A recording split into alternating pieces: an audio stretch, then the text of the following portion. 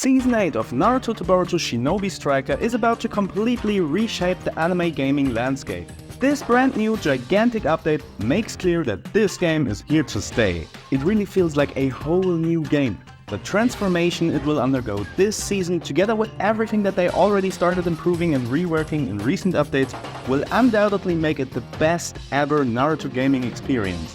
It will finally become the game it always deserved to be. Let's take a deep dive into everything about the new Kawaki Karma Progression DLC update, the new features added to the game, and all the new information we just got on the future of Shinobi Striker Season 8. We're gonna start with a detailed breakdown of the new DLC, so you're already prepared for the new format and can decide if this one's gonna be worth your money. And then we're going over all the new mechanics and concepts that this update brings, how they are actually gonna implement summoned animals, the new SS Plus weapons. We're gonna analyze everything they gave us on the new items they're gonna release this season, on the new special ninjutsu pack they announced, and then at the end I'll also have a little bonus for you. Because with the new update there are actually gonna be some really OP one-shot, straight up one-hit kill fiend builds that don't even require any DLCs, so make sure to stick around. Let's go! So Kawaki is an attack type again. He actually has a pretty similar moveset to the Boruto Karma Progression DLC, consisting of a ranged projectile, a gap closer, and a transformation type secret technique. I like how it mirrors that as kind of its attack type counterpart, but I also kind of hate how they nerfed reverse scale just to release another attack type Kawaki with a jutsu that reads just like a power creep version of reverse scale named God Hunter. Damn, that's a badass name. Forget Demon Hunter, we have God Hunter now. Okay, this ninjutsu takes advantage of the Sukuna Ikuna residing in Kawaki's left eye to shrink his body, allowing you to avoid attacks and follow up with a rush attack afterwards. Leaving the left stick alone or pushing it forward while using this ninjutsu will allow you to dodge attacks in a manner similar to a substitution. You'll be invincible while in your shrunken form, allowing you to both avoid enemy attacks and fire off counterattacks of your own. This rush attack has invincibility, so it's extremely useful compared to similar rush attacks. Plus, depending on how you choose to position yourself, you'll also be able to launch surprise attacks against enemies above or below you. This ninjutsu requires a bit of skill to fully master, but once you've done so, you'll be able to fight your way out of any situation. So it is an iframe gap closer just like reverse scale was back then, but instead of emptying or blocking substitution jutsu, you are able to control it a bit more freely and avoid attacks even better. As you can see in the clip, you can follow up on it really well, so this one's gonna be nice for combos. It will also give you the right height to reset the combo counter with certain dropdowns, like the double light in the air with the violet petals, or the aerial heavy from the sunbeam weapon for example. I mean, I'ma have to wait for the update to drop to see things like the cooldown, if it can be blocked or not, if it counters any jutsus, if it has any cancels, combo counter value and all of that, before I can really say anything about its viability, but this could potentially have a big impact on the attack type meta. Second ninjutsu, Daikoputen Shukatsu. This ninjutsu launches a miniaturized stake at your target. After a foe is hit by the stake, they will also be targeted with a follow-up attack using a giant boulder. Because the miniaturized stake is hard to see and moves at a rapid speed, this ninjutsu excels at long-distance surprise attacks. The giant boulder is an AoE attack allowing you to catch multiple foes at once and destroy their battle formation. Of the existing ninjutsu, this ninjutsu's projectile speed and attack power are top class. As mentioned earlier, you can pick off enemies from a distance with a surprise attack and follow up on the giant boulder, or you can use it as a combo finisher to close out the fight. Know there's something just like me. Hey yo, they've been starting to play their game a bit more, huh? Like, even the combos they're showcasing in these clips this time. Like, they've been going on a training arc or something. Low-key showing you guys some neat little combos right there. I guess it's gonna be a little bit like the Black Stealth Ninja tool that defense types have. But then there's gonna be a giant AoE attack from the sky, and they are literally telling you, this is gonna be a very fast, high AoE damage crowd control type of ranged ability that is perfectly suited as a combo ender or extender. Yeah, this one's gonna be nice for combos as well if it has not too high of a hit count, and it's also gonna clear bases. Like, damn, this thing looks beefy, I'm not even gonna lie. This sounds like 2 whole builds in one jutsu. Ooh, just take my money already, wow. Yeah, and the secret technique is the real deal, guys. This thing looks amazing. Secret technique, Karma Progression. Unleash the evolved power of the Karma to greatly enhance your physical strength. You'll remain in the shrunken form granted by Sukuna Ikuna for the duration of the secret technique, allowing you to nullify most long-range attacks apart from other secret techniques and visual jutsu. Okay, so that means things like Tsukuyomi and Sukuna Hikuna will be able to hit through that. That's good to know. Plus, your strong attack will change to drop giant boulders as used in the Daikokuten ninjutsu. Multiple strong attack inputs will also allow you to launch fireballs to make your foes flinch before following up with an attack from scientific ninja tool arms. This is a self-enhancing secret technique that excels in offense and defense. Defend against thrown ninja tools with Sukuna Hikuna and get in close to deal damage, or chain your Daikokuten strong attacks for a punishing combo. The additional strong attack inputs carry enough strength to knock out your foes with one attack rotation, so kind of like the evening elephant you get access to with the 8 gates. The fireballs are created pretty quickly, so try comboing them with other ninjutsu or attacks when your opponent least expects it to get the most value. Okay, I'm kind of impressed how they were actually giving us a lot of useful information on these right away. So this one will basically turn you into a god on the battlefield. And I can already imagine the kind of crazy combos you can do with these jutsus and those additional inputs of the secret technique as well. Because all of these are easy to connect and easy to follow up on. They will flow really well into most moveset. We also got some more detail on the new mechanic that allows you to choose your own summonings that will fight alongside you in battle. There are gonna be a myriad of different summonings to choose from, and then there are also gonna be a lot of different versions for each type of summoning. So you will not only be able to choose between having a ninja hound or I don't know, maybe a toad or a snake or something on your side, you will also be able to unlock a whole new arsenal of different summon animals, similar to Jiraiya or Naruto for example, that are able to summon a lot of different toads. I don't know if you're gonna be able to customize your animals and pick different colors or anything, but as you can see in the screenshot right here, there are really gonna be a lot of different versions of them that all have unique effects and looks.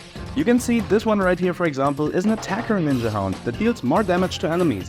That, by the way, only means that the dog itself is more catered towards attack, but you will be able to equip it on any type.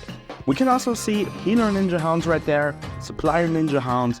I wonder what they are gonna do. That one might maybe give you cooldown reduction or something. It's really adding a whole new layer of build customization and also just customization in general, allowing you to create an even more individual fleshed out character. And those are not only gonna be SS items, a lot of those are just A or S ranks as well. And since you'll be able to get these summoned animals from scrolls, that actually means that even the lower rarity scrolls will now be worth opening for more than just exchange tickets, because lower rarity animals will probably rotate in and out the banners too. When summoning the animal in battle, you will have a little summoning animation that locks you in place for a brief moment, and you'll also get knocked off the animal if you get hit by anything. So you need to be careful with that. It also doesn't look super fast, but it really depends on if it will scale with movement speed or not. It looks fast and smooth enough to allow you to traverse the map a bit quicker at least. It also has potential to completely change the way how we play flag battles as a whole, because with this thing, everybody can be a somewhat decent flag runner if he gets a small opening. So people have a lot more freedom to bring moves that actually allow you to grab the flag and kill or stun enemies rather than having to run speedster builds. It's gonna make defending a flag a lot harder, which will lead to people putting more resources into defending their flag, which makes it harder to take the flag. Timing, creating the right opening, keeping track of enemy positions and movements, and coordinating your actions as a team will be more important than ever before. You should try to start playing flag battles like a game of soccer. A lot of the same concepts and strategies will apply. That's actually a little pro tip from me right there. That one can really be eye-opening if you're actually able to understand flag battles well enough to the point where you're able to make that connection. It's really gonna elevate your game as a whole. The Ninja Hound will also damage and push back enemies on contact, so it's not like you can't utilize them in battle, but you either need an opening to summon it, or use it to get into combat and maybe get a surprise hit in the process, or use that to get your flag back from the enemy team maybe. We also don't know if all of these summonings are gonna be working the same. Who even said that there are not gonna be other animals that are more combat and less movement oriented? Maybe some of them are gonna be slower but able to take more hits, for example. I also don't know about all the inputs you could possibly have while mounted, how freely you can dismount and all of that. Maybe it's gonna work a bit similar to the spiked human boulder. It might open up possibilities to use them for advanced casting methods, triple jumps, or to help you create an angle for a charge attack, for example. There's a lot to test once the servers are gonna be back up again. I'm not even sure if all of them are gonna be mounts, because there is also gonna be a thing that kind of replaces summoning animals for cast characters called body activation that basically works the same but has no summoning animation. You will be able to move faster with it, but can get knocked out of it by getting hit or performing an attack. That's maybe also what you're gonna be using if you don't have an animal equipped, I guess, because those are not gonna be jutsus or ninja tools or anything. They have their own unique slot. It's a base game mechanic now. But that's not the only one that they added with this update. SS Plus weapons are gonna be a thing too from now on. And let me tell you, these look absolutely amazing. So the first one we have, for example, is the Claw Edge Kurama.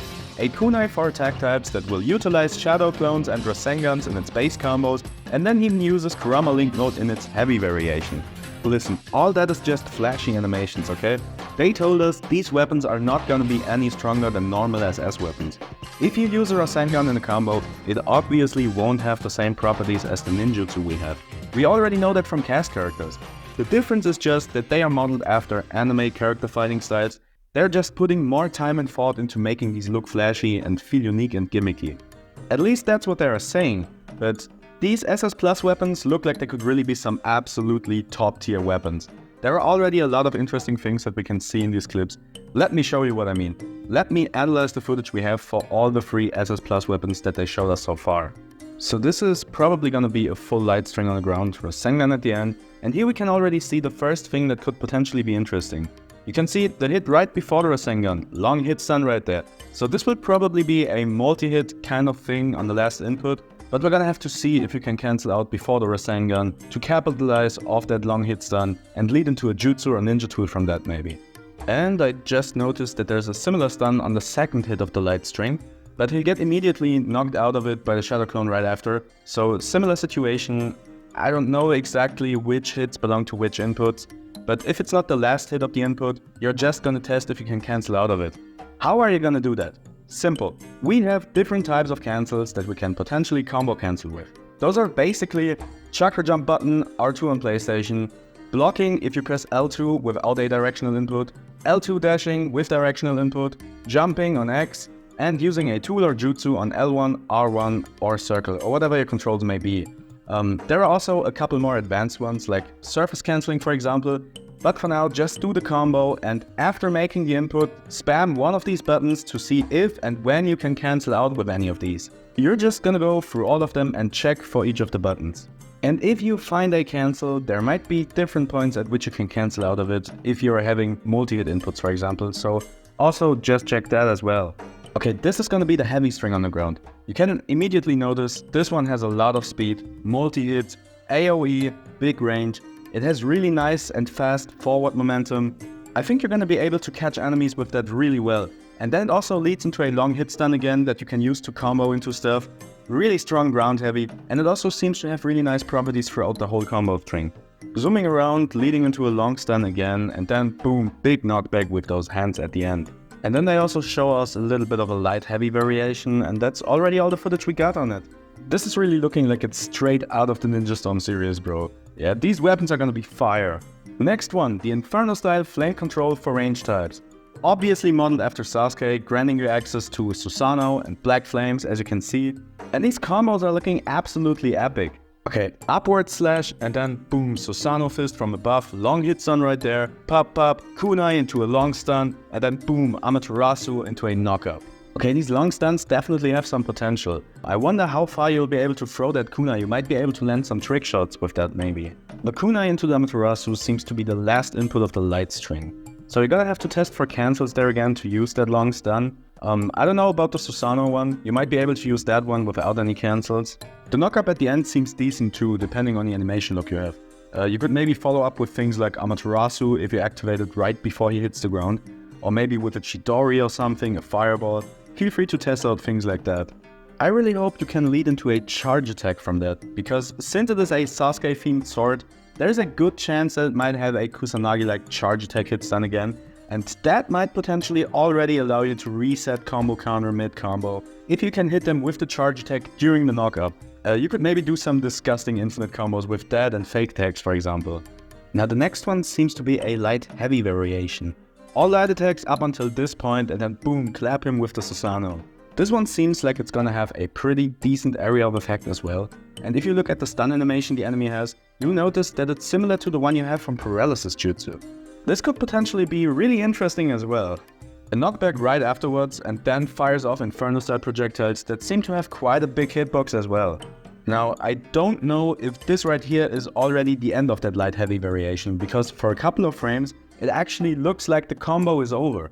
So either this is already the base heavy attack of the weapon, or it's still part of the light-heavy combo.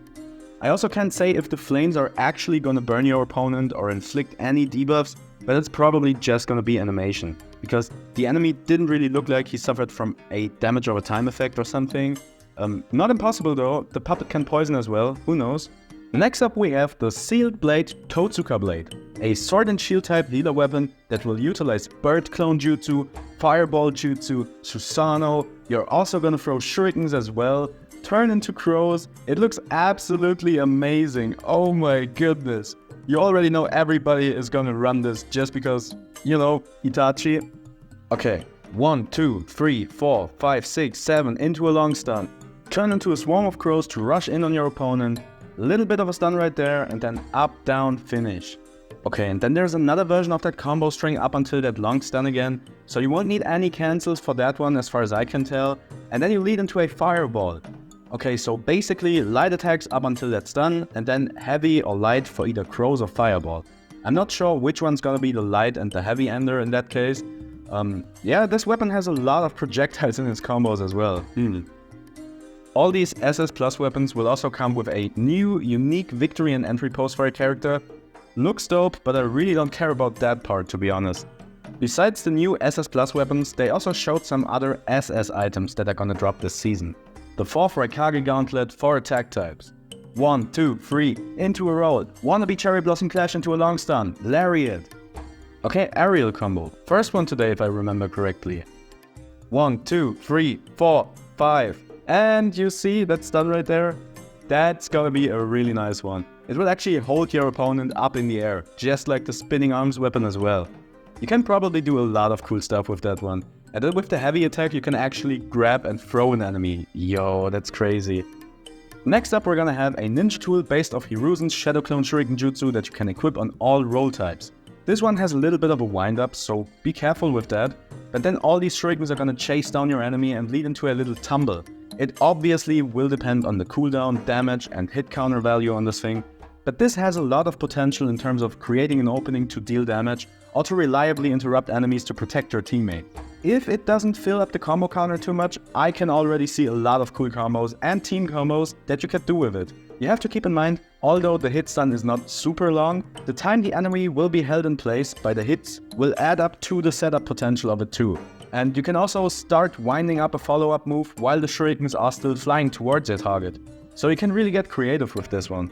The Double Moonsword Fading Blossom for heal types. This one seems to have the same base combos as the Double Moonswords for defense types, which is pretty interesting to see that they are actually including defense type combos in the healer weapon. I just hope it will have a better charge attack though. Okay, the same multi-hits we have on the Double Moonsword, and then I don't know if that's a drop down or not, or if you're locked into another strike afterwards, but maybe if that is a drop, you could potentially reset combo counter with it and open the door to infinite combos. And then another hit into a knockback, okay. This one seems to be the heavy attack. I'm already kind of scared when I see multi-hits on it, but it doesn't have to mean anything bad. I just hope it will guard break on the first hit, okay? Typical Double Moonsword combo starter again, and then into a knockback. I don't know man, hard to say anything about this one so far. But based on how they were showing off the weapon right here, I'd just assume that the full light strings might just be like the Double Moonswords, and the things shown in the trailer are probably the heavy and the light heavy variations. So if that's right, we already know most of this weapon's moveset. Yeah, I don't know, it really depends on the charge attack, guard break, and how well you can follow up with additional attacks after the combo enders. Double Moonsword combos are not bad though, and have a lot of multi-hits as well. And then the last weapon that they announced for Season 8 is the 1010 scroll for range types.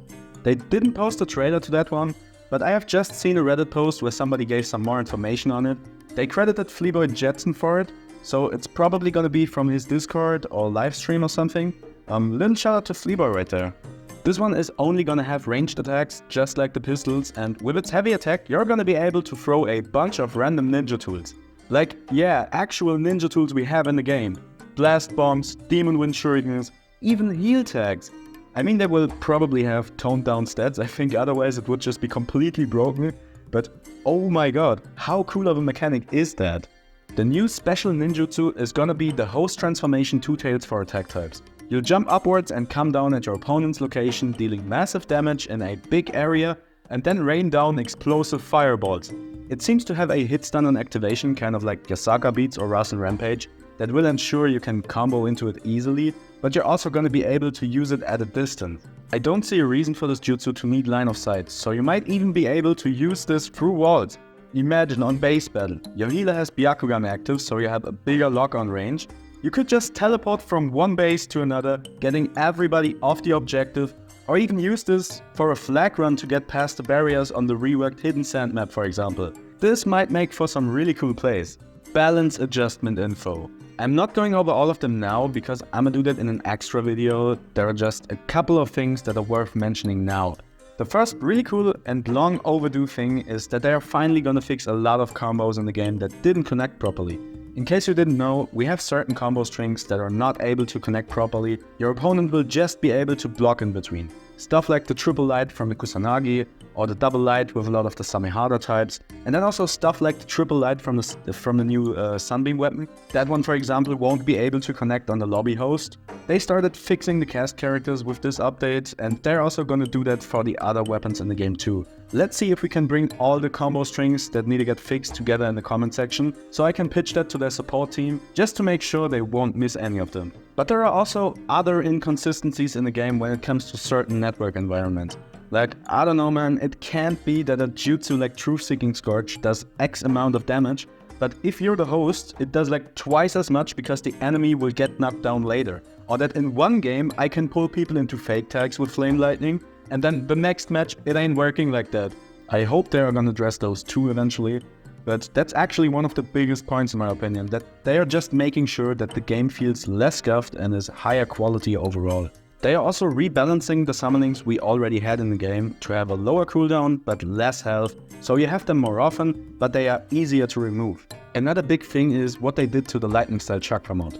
That one opens the door to a lot of cool and interesting mechanics. Let me just read that one for you real quick. As an example of how we are buffing some ninjutsu, let's take lightning style chakra mode. Until now, lightning style chakra mode has solely been a low-cost self-enhancement secret technique. However, in order to make it stand out from other secret techniques and similar effects, we've adjusted it so that the power of the user's lightning style ninjutsu and ninja tools are greatly increased while lightning style chakra mode is active. The ninjutsu that are affected by this change usable by attack types are Lightning Blade, Lightning Style Lariat, the piercing one-fingered thrust of hell, and Lightning Style Shadow Clone Jutsu. And the ninja tools affected are the Scientific Ninja Tool Lightning Release Bullet and Purple Lightning. The power increase is close to 100%, making this a huge buff. And this is basically what I was talking about in the beginning. Except the piercing one-fingered thrust of hell, all the lightning style moves that attack types can use are fully free to play. So you could go in there with Lightning Blade and Lariat together with Raging God Medicine for even more damage and to turn both of your jutsus into instant guard breaks, and then run Power and Spades, Clear Minds at 1 in a million on that. Or you're gonna use the Black Rain outfit for even more damage, cooldown reduction and sustain. You could even throw Strange Taste into the mix to basically keep the Lightning Cloak active all the time. Do something with the Finger Thrust or with Purple Lightning if you put all geared up on instead of Power and Spades. What I'm trying to say is, you're gonna be able to make some really beefy lightning style builds with this one. Let me continue to read the rest of that real quick. With this change, lightning style chakra mode, once regarded as one of the weaker attack abilities, should be able to carve out a space for itself thanks to its synergy with lightning style ninjutsu. If you're reading this and thinking to yourself, I'm a lightning style user, then I recommend you try out this secret technique. Now, I kind of disagree on them saying it was one of the weaker jutsus, because actually with that low of a cooldown and the fact that it is already charging up while it's active, it was actually one of the best transformations in the game. Like super armor, speed and defense buff, and then it also resets your ninjutsu. Like, yeah, you can break the super armor, okay, and we have other rolls that have more safe value per use. But low-key, if I have 2 high damage, easy confirmable moves that I can just throw out and get easy value from, pop the ult to immediately reset the cooldown of those and use them again, that's an easy kill already. Now I have all these buffs active and can completely go ham while we're already having man advantage from the initial kill and then just snowball the fight from there. I'll maybe also have 1 in a million to basically get my stuff back in a matter of seconds after killing someone, and you can just keep chaining these kills together and already have your ult back like not even midway through the next fight. And if you throw a Strange Taste into the mix, you can basically have it active the whole time. Like, you get your ult with Strange Taste, pop it to get your Strange Taste back, and are already having it up again before it runs out if you're doing a decent job with it. It's great for base battles, yeah, with builds like Lightning Cloak, Strange Taste, Snake, Purple Lightning or Cooling Breeze or something.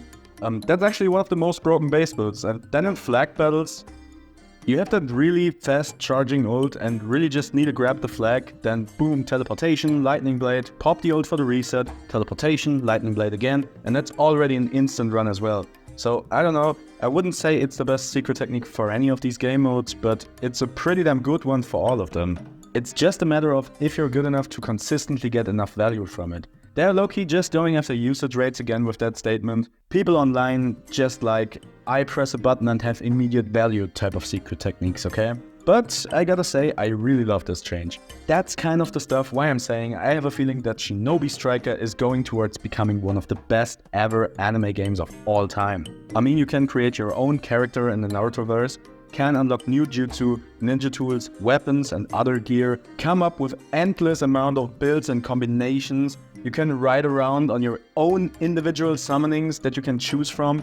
Imagine they're adding toads and other animals maybe in the future. You can low-key be like, oh yeah, my character is a toad sage that has the Sharingan and is a master of lightning style, and then hop around on your little toad, team up with your friends and have fun in several team-based game modes, or just you against the world in survival exercise. After all these years, the developers finally started to listen to the community. They started improving a lot of the things that made players quit in the past. They've been taking measures against modders, added a report feature, people are consistently getting banned. They said they are still gonna improve that further, but low-key, I don't think modders are a big problem anymore. Like, they are out there, but you're not gonna have them in every single game or anything. I find like 2 or 3 in a month of playing, and then that's like 1 or 2 games where that guy is pissing me off, and then that's it. They've been polishing the game so much over the years. They lately also even adjusted the movement and all of that a little bit to make everything feel a bit smoother for beginners. They added these summoning animals now, the weapon adjustments that are coming this season, new jutsus and weapons are looking better and better. They're constantly readjusting things. The game is as balanced as it has never been before. They are dropping way more, way better content, way more frequently. New maps, constant quality of life improvements. Something that very much sounded like custom matchmaking was announced for Season 8 as well. Yeah, go check out my last announcement video if you missed that one. They added a non-gambling system to acquire SS items. With the shop rework and the new mechanics they added now, you're gonna get a lot more SS items all around. The game is just getting better and better in every aspect. They're communicating better with us. They recently even ran a survey where they literally asked the community, what can we improve on? What do you guys want us to change or add? We are here for you. We are listening. This is really time for everybody out there who tested the game in the past and dropped it to give it a second try, because it's gonna be a whole different experience. And there are so many things that have been added since you've last played and that will be added in the future that it's really gonna be a fun and refreshing experience for a long time now. If you are still hating on Shinobi Striker in 2024, that's insanely weird, bro. Don't get me wrong, I'm not saying blow sugar up their ass and say yes to everything and like, no. Keep making suggestions, keep highlighting problems or room for improvement. That's always gonna be there and will ultimately lead to a better product in the end. After all, it is what probably made these changes happen in the first place. I'm just saying, take a moment to really enjoy and embrace what we already accomplished as a community. Bathe in it. And actually let them know that the devs are on the right track now. That the effort that they're putting in matters and we actually appreciate it. Because if we're just gonna hate on them anyways, no matter what they do, why would they bother trying to make the game any better? Don't always only see the negative side and blithely hate a game just because you've been used to it. Big thank you to the devs, to the #FixShinobiStriker community, to Globku, and also to everybody that watched the video up until this point. I've been sitting on this basically since 2 hours after the announcement. I'ma edit and upload this video now and get some long overdue sleep. Then I'ma get the shop update out as soon as possible. and start on a little update video covering the balance changes and all of that came with this update. I'm gonna keep it short and without much editing. I just want to get the information out for you guys as soon as possible to get you guys well prepared for everything that's coming. They've been dropping all of them way faster than I expected. I still have to do a video on the sorcery balance changes. We got new ones already now, but they don't really interfere with the previous ones, and there's still a lot of stuff that people didn't really pick up on yet. Like the kind of play styles that these changes opened up for you guys. It's crazy. But I don't see anybody really speak about it or use it online. Anyways guys, if there's one thing I would want to ask for at the end of this video, it's not gonna be to like or leave a comment or anything. It's really just tell your friends about it. Get them to actually give the game a try again. Maybe send them this video if they don't believe you. Peace out, and never forget, if it has a health bar, it has to die.